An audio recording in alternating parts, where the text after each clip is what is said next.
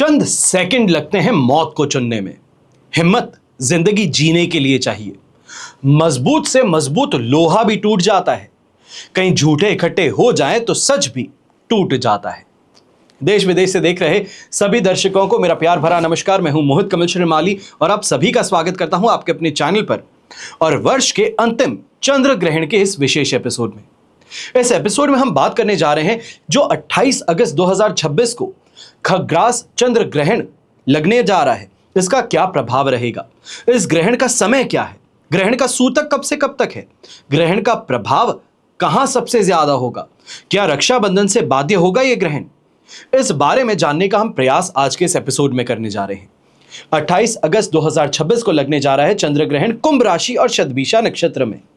ज्योतिषीय दृष्टिकोण से शतभिषा राहु का नक्षत्र है, इसलिए इस ग्रहण का असर मुख्य रूप से लोगों की मानसिक स्थिति पर, सोचने समझने की क्षमता पर और डिसीजन मेकिंग स्किल्स पर देखने को मिलने वाला है। हिंदू पंचांग अनुसार यह चंद्र ग्रहण विक्रम संवत 2083 में श्रावण माह की पूर्णिमा शुक्रवार की सुबह को कुंभ राशि शतभिषा नक्षत्र में लगेगा। इस दिन ग्रहण काल में कुंभ राशि में चंद्रमा राहु के साथ तो सूर्य केतु के साथ स्थित होंगे। ये ग्रहण काल में पैदा होने वाले बच्चे जो हैं, इनकी जन्म कुंडली में दो ग्रहण एक साथ घटित होने जा रहे हैं। बात करें ग्रहण के समय की तो वीरल छाया में प्रवेश सुबह 6:54 पर होगा, स्पर्श 8:04 पर, मध्य दीबा 9:43 पर और मोक्ष काल 11:22 पर होगा। क्योंकि चंद्र ग्रहण भारत में दृश्य नहीं है, इसलिए शास्त्र अनुसार भारत में इसका सूतक काल और यम नियम मान्य नहीं होगा। पर जो व्यक्ति मानता हो उसको अवश्य ही ग्रहण के समय से यानी कि स्पर्श के समय से 9 घंटे पहले सूतक लग जाता है। इस बात को मानते हुए घर परिवार या फिर ये कहा जाए सोने से परहेज करना होगा और गृहिणी जो है आप विशेष तौर पर खाने पीने की चीजें हैं उन पर कुशा अवश्य रखेंगी। अब यह ग्रहण भारत में नहीं देखने को मिलेगा, पर Europe, Africa, America, Canada, Greenland, Saudi Arab, Iraq, Iran, Oman, Pacific, Atlantic Ocean यहां पर दृश्य अवश्य होगा। यहां पर सबसे मुख्य बात जो आती है, काफी लोग जिस बात को लेकर के कंफ्यूज्ड हैं, भ्रमित हैं, परेशान हैं, वो ये है कि रक्षाबंधन के दिन यह ग्रहण लगने जा रहा है। राखी बांधने के समय में ही ग्रहण लग रहा है, तो यह ग्रहण रक्षाबंधन के दिन पड़ रहा जरूर है, जिसे लेकर के लोगों में भ्रम भी है। लेकिन क्योंकि भारत में इसका सूतक मान्य नहीं है, इसलिए रक्षाबंधन का पवित्र त्योहार बिना किसी डर के, बिना किसी रुकावट के मनाया जाएगा। आप सुबह से ही राखी बांधने का काम शुरू कर सकते हैं। हालांकि अगर आप मानसिक संतुष्टि के लिए ग्रहण के मुख्य समय को छोड़ करके आगे बढ़ना चाहते हैं तो आप इतना सा कर सकते हैं कि इस स्थिति में अभिजीत मुहूर्त, शुभ चौघड़िया मुहूर्त और चंचल वेला का आप उपयोग कर सकते हैं। और इससे संबंधित जो समय है वो रक्षाबंधन से संबंधित जो एपिसोड आपको इस चैनल पर मैंने उपलब्ध कराया है उसको आप देखकर पता कर सकते हैं। अब शास्त्र अनुसार 28 अगस्त 2026 को ग्रहण संबंधित कोई भी बाध्यता नहीं है। आप शाम के समय में आराम से अपने परिवार के साथ में यह पर्व मना सकते हैं और जो व्यक्ति सूतक मानता है उस व्यक्ति के लिए शाम का समय है, अन्य सभी सुबह से ही रक्षाबंधन का त्योहार मना सकते हैं। अब यहां पर आपको एक और बात बताना चाहूंगा, जन्म कुंडली में जिसके चंद्र ग्रहण दोष और सूर्य ग्रहण दोष दोनों ही हो, उस व्यक्ति के जीवन में परेशानियां बहुत ज्यादा होती हैं। मनुष्य के जीवन में आने वाले सुख दुख, लाभ हानि, यश अपयश, रोग, ये सब ग्रह नक्षत्रों की चाल और गति पर निर्भर करते हैं। कई बार कड़ी मेहनत करने के बाद भी जीवन में नुकसान ही नुकसान मिलता रहता है, जबकि कई लोगों को थोड़ी सी मेहनत के बाद में मनचाहा रिजल्ट मिल जाता है। ग्रहण दोष एक अशुभ योग है और जिस कुंडली में होगा उस व्यक्ति का जीवन कष्टप्रद बन जाता है। यह कहा जाए कि जीवन पर ही ग्रहण लग जाता है।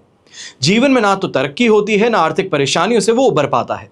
अज्ञानतावश उस व्यक्ति का पूरा जीवन संकटग्रस्त बीतता है। जब किसी कुंडली में चंद्रमा के साथ राहु या केतु हो तो उसे ग्रहण दोष कहा जाता है और ग्रहण दोष जिस भाव में बनता है उस भाव से संबंधित परिणामों पर यह अशुभ प्रभाव डालता है। इससे व्यक्ति को काल्पनिक और मानसिक समस्याएं होती हैं, व्यक्ति को बीमारियों का वहम होने लगता है, कभी कभी बुरे सपने आते हैं, नींद में समस्याएं होने लगती हैं और वैवाहिक जीवन में शक और वहम पैदा हो जाता है। तो ये सभी स्थितियां उस व्यक्ति को देखने को मिलती हैं जिसकी कुंडली में ग्रहण दोष हो। चलिए अब हम बात करते हैं 12 ही राशियों पर इस ग्रहण का प्रभाव क्या होगा। शुरुआत करते हैं सबसे पहले मेष राशि से। आपके लिए ये ग्रहण एकादश भाव यानी कि 11वें भाव में लगने जा रहा है, जो लाभ और इच्छा पूर्ति का स्थान है। राहु के प्रभाव के कारण आपको अचानक कोई बड़ा आर्थिक लाभ प्राप्त हो सकता है और आय का कोई नया स्रोत सामने आ सकता है। लेकिन ध्यान रखिएगा, यह समय रातों रात अमीर बनने वाली कोई स्कीम है या कोई ऐसा आपको टॉफी दे देता है कि रातों रात अमीर बना दूंगा, यहां पे इन्वेस्ट कर दो, आने वाले समय में बहुत फायदा मिलने वाला है, तो इससे बचना चाहिए। आपको अपने सोशल सर्कल और नेटवर्क में कोई गुमराह करने की कोशिश कर रहा है, उस व्यक्ति को पहचानना जरूरी है। इसलिए निवेश से जुड़ा कोई भी फैसला बिना पूरी जांच पड़ताल के मत लीजिएगा। और ऐसे समय में इस बात का भी ध्यान दीजिएगा कि बड़े भाई बहन हैं तो इनसे व्यवहार में थोड़ी सौम्यता रख करके आगे बढ़ना आपके लिए फायदेमंद रहेगा। फिर बात होती है वृषभ राशि की, तो आपके लिए दशम भाव यानी कि कर्म और कैरियर के घर में इस ग्रहण का गोचर होने जा रहा है। पेशेवर जीवन में कुछ अप्रत्याशित बदलाव भी देखने को मिलेंगे। कार्य क्षेत्र में अचानक जिम्मेदारियां बदल सकती हैं, बढ़ सकती हैं। आपके उच्च अधिकारी हैं तो इनसे वैचारिक मतभेद भी उत्पन्न हो सकते हैं। आपको ऑफिस की पॉलिटिक्स से खुद को पूरी तरीके से दूर रखना चाहिए। कोशिश करें, गॉसिप्स है, पॉलिटिक्स है, इनसे दूर रहें। यह नई नौकरी बदलने या फिर कोई बड़ा रिस्क लेने का समय बिल्कुल नहीं है, बल्कि जो चल रहा है उसे ही स्टेबिलिटी के साथ में, पेशेंस के साथ में आपको आगे बढ़ाना है, संभालना है। फिर बात होती है मिथुन राशि की, और नवम भाव में यह ग्रहण घटित होने जा रहा है।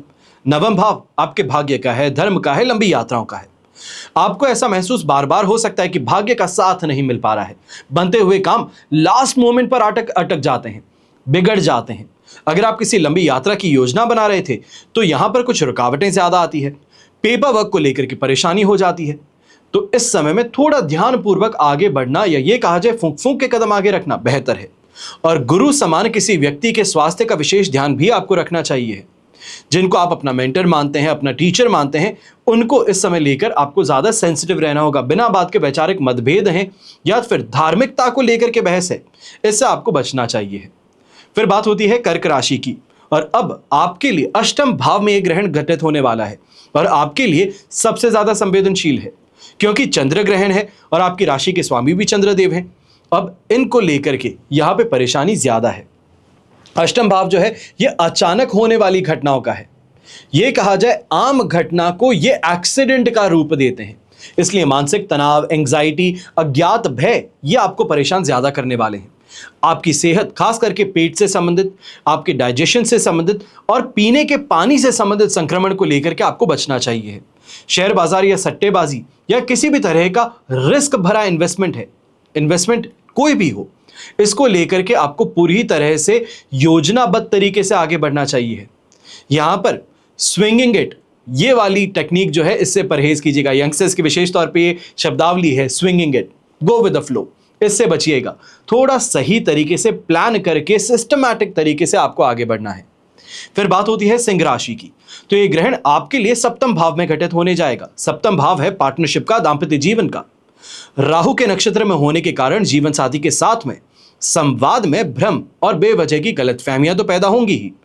अगर आप किसी के साथ बिजनेस पार्टनरशिप में हैं तो पैसों के लेन देन को लेकर के ट्रांसपेरेंसी ज्यादा रखिएगा।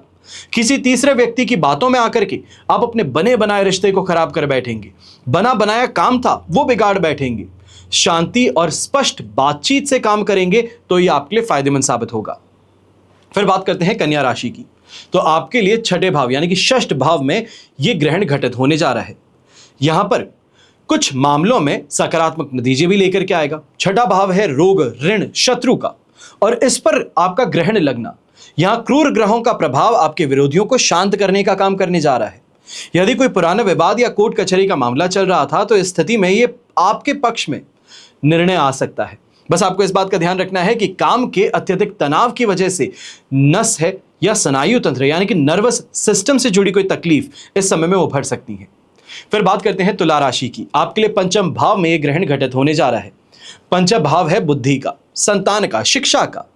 जो विद्यार्थी प्रतियोगी परीक्षा की तैयारी कर रहे हैं, फोकस बनाए रखने में यहां दिक्कतें ज्यादा है। दिमाग बार बार भटकाव की स्थिति में चले जाता है।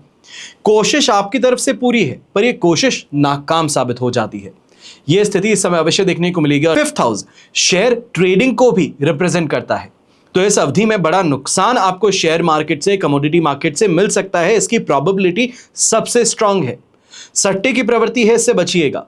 अपनी संतान के स्वास्थ्य और उनके बदलते व्यवहार पर भी आपको थोड़ा ध्यान इस समय में ज्यादा देना चाहिए, उनकी कंपनी पर ध्यान ज्यादा देना चाहिए। फिर बात होती है वृश्चिक राशि की, तो आपके लिए चतुर्थ भाव यानी कि सुख और माता के भाव में यह ग्रहण घटित होगा। यहां पर स्थिति तनावपूर्ण बन जाती है, सुख पर ग्रहण लगने जा रहा है, इस बात को समझिएगा। पारिवारिक सुख शांति में कमी महसूस होने जा रही है। अपनी माता जी की सेहत को लेकर के यहां पे चिंताग्रस्त आप ज्यादा रहेंगे। प्रॉपर्टी है, वाहन है, जमीन जायदाद है, इससे जुड़ा कोई ना कोई नया सौदा इस समय आपके हाथ में लगने वाला है, पर यहां पर समझदारी यही रहेगी कि इस सौदे को हाथ में ना लें, इस सौदे को स्वीकार ना करें। मन में एक अजीब सी बेचैनी है, डिससैटिस्फैक्शन का भाव है। जो आया उसे स्वीकार नहीं किया, जो ठुकराया वो बहुत बढ़ गया। तो यहां पर यह असंतोष की जो भावना है, इसको आपको काबू में रखना चाहिए। परेशानी यह है कि इन्फ्लुएंस होकर के आप गलत निर्णय ले बैठेंगे, इससे बचिएगा। अब ऐसे समय में घर में पॉजिटिव एनवायरनमेंट बनाए रखने के लिए आपको जद्दोजहद ज्यादा करनी है। कई जगहों पर फ्लेक्सिबल रहना है, कई जगहों पर झुकना है, इसके लिए तैयार रहें। फिर बात होती है धनु राशि की, और आपके लिए तृतीय भाव में एक ग्रहण घटित होगा। पराक्रम, साहस, संचार क्षमता, इन सभी को रिप्रेजेंट करता है थर्ड हाउस। कुछ कड़े और बड़े फैसले लेने में यहां सफलता हासिल होगी, लेकिन एक परेशानी है। कॉन्फिडेंट तो आप थे, पर ये ओवर कॉन्फिडेंस की शिकायत यहां बन सकती है। वाणी में थोड़ा तीखापन देखने को मिल सकता है। भाई बहनों से या पड़ोसियों के साथ में अनबन की स्थिति यहां उत्पन्न हो सकती है। आप जो भी कहते हैं वो बहुत सोच समझ करके कहने की जरूरत है, वरना आपके शब्दों को गलत मतलब देकर के सामने प्रस्तुत किया जा सकता है। आपकी छवि को धूमिल किया जा सकता है, आपके अच्छे रिश्तों में दरार उत्पन्न की जा सकती है। फिर बात होती है मकर राशि की, और आपके लिए द्वितीय भाव में यानी कि धन कुटुंब के भाव में यह ग्रहण घटित होने जा रहा है। इसका सीधा असर आपकी आर्थिक स्थिति पर, आपके पारिवारिक रिश्तों पर, आपकी सेविंग्स पर देखने को मिलेगा। अचानक से कोई बड़ा खर्च सामने आ सकता है, जिससे आपकी सेविंग्स जो है वो पूरी तरीके से ड्रेन आउट हो जाती हैं, या फिर पाई पाई जोड़ करके आपने किसी चीज के लिए सेव किया था कि ये मैं ब्रेक थ्रू पा लूं, उसके बाद में मैं ये चीज खरीद लूंगा, तो वो चीज खरीदने के लिए जो फंड्स थे पूरी तरीके से कहीं और यूटिलाइज हो जाते हैं। ये बजट को बिगाड़ सकता है। पारिवारिक मामलों में बोलते समय बहुत ज्यादा पेशेंस रखना होगा, क्योंकि कठोर शब्द उपयोग करना गलत नहीं है, पर कठोर शब्दों का परिवार के खिलाफ उपयोग करना यह बेवजह का कलेश पैदा कर सकता है। पैसों का लेन देन हो या उधारी हो, इससे इस समय में बचिएगा। फिर बात होती है कुंभ राशि की, क्योंकि यह ग्रहण आप ही की राशि में घटित होने वाला है, इसलिए मानसिक उथल पुथल का सबसे ज्यादा प्रभाव जो है यह आप महसूस करने वाले हैं। राहु के नक्षत्र के कारण बिना बात का डर, निर्णय लेना ना ले पाना, कंफ्यूजन, भविष्य को लेकर के गहरी चिंताएं और जिस कारण से नींद ना आना, ये सभी शिकायतें आने वाली है। शारीरिक थकान भी आपको इस समय में ज्यादा देखने को मिलेगी। यहां पर छोटी सी सलाह है कि इस समय में चंद्र ग्रहण जैसे ही खत्म होता है, यानी कि ये दोपहर के समय में खत्म होगा, चाहे भारत में मान्य ना हो, पर फिर भी ग्रहण से संबंधित, चंद्र ग्रहण से संबंधित जो दान होते हैं वो आप अवश्य कीजिएगा।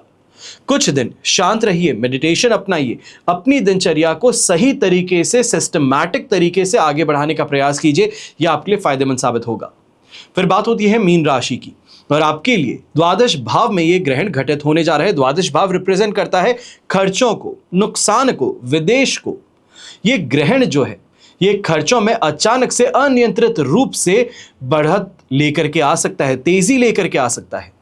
रोके ना रुके खर्चे, वो स्थिति यहां पर आ सकती है। मानसिक अशांति के कारण नींद ना आना, नींद से जुड़ी समस्याएं होना, ये यहां पर देखने को मिल सकती हैं।